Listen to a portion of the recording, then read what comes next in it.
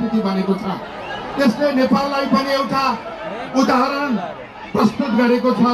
तपाईहरुको एकताका निम्ति, तपाईहरुको मौलिकताप्रतिको प्रतिबद्धताका निम्ति म सल्युट व्यक्त गर्न चाहन्छु।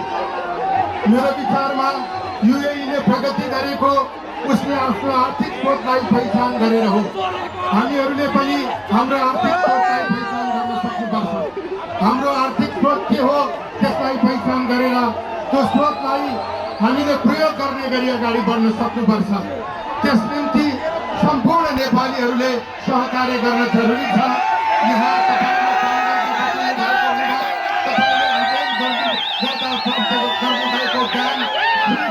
सबैलाई हामीले नेपाल निर्माणका निम्ति प्रयोग गर्न सक्नुपर्छ। म अनुरोध गर्न चाहन्छु, तपाईँ जहाँ भए पनि नेपालसँग जोडिन खोजिरहनु भएको छ, नेपालसँग सजिलो गरी जोडिने स्थिति निर्माण गर्नका निम्ति हामीले पहल गर्ने अनुरोध गर्न चाहन्छु। स्वास्थ्य क्षेत्रमा थुप्रै समस्याहरू छन्। त्यो समस्याहरू हल गर्नका निम्ति हामीले बिमालाई प्रभावकारी बनाउनका निम्ति कोसिस गरिरहेका छौँ। तपाईहरु यहाँ हुनुहुन्छ, तपाईहरुको परिवार नेपालमै छ, तपाईको आमा बुबा नेपालमै हुनुहुन्छ। उपयुक्त उपचार प्राप्त नगरेर धेरै खालको कठिनाइहरू भइरहेको स्थिति हुन सक्छ।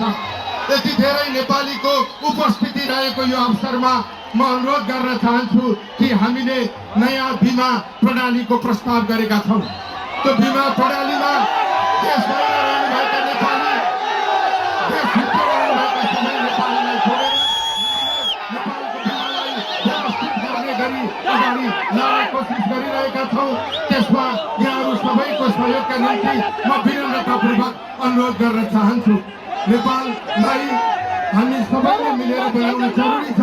कयौं कमी कमजोरी र समस्याहरू छन्, त्यसलाई सुधारेर अगाडि बढ्न जरुरी छ।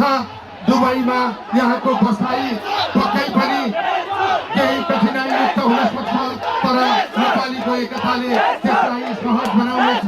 यही अनुरोध गर्दै यहाँहरूको सम्पूर्ण सफलताको निम्ति शुभकामना व्यक्त गर्न चाहन्छु।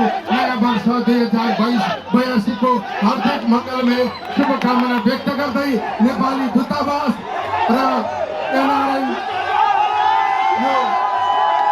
दुबईलाई म हार्दिक आभार प्रकट गर्दै हाम्रो मौलिकता, हाम्रो संस्कृति, हाम्रो सभ्यता, हाम्रो भाषा, हाम्रो पहिचान जोगाउने सन्दर्भमा यसरी नै एकताबद्ध भएर अगाडि बढ्नुहुनेछ भन्ने विश्वास राख्दै सबैलाई हार्दिक शुभकामना व्यक्त गर्दै बिदा चाहन्छु। धन्यवाद। खान पाउँदैनथे, लुटेर खान पाउनुपर्ने व्यवस्था लिएर आए। यो बिचमा नि 9834 जना मान्छेहरू सिटामोल खान नपाएर मरे। तर नेताको उपचारमा तपाईँ र मैले कर तिरेको राज्य कोष लुटेर कति खर्च भयो थाहा छ? 10 अर्ब 41 करोड। यो बिचमा गोइङ थ्रु द डेटाज।